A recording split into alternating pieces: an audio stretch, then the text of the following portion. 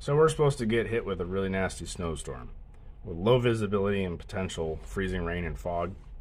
I'm going to go ahead and install this, which I'm not sure if some of you guys may recognize it. It's the C1 pod from Diode Dynamics.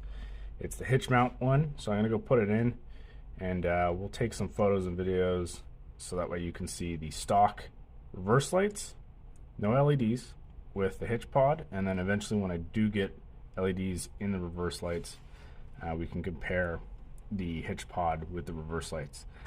Look at that sunset. This is how easy it is to install the C1 hitch pod.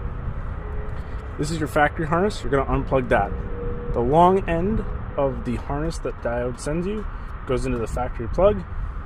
The new shorter end goes into your OEM outlet.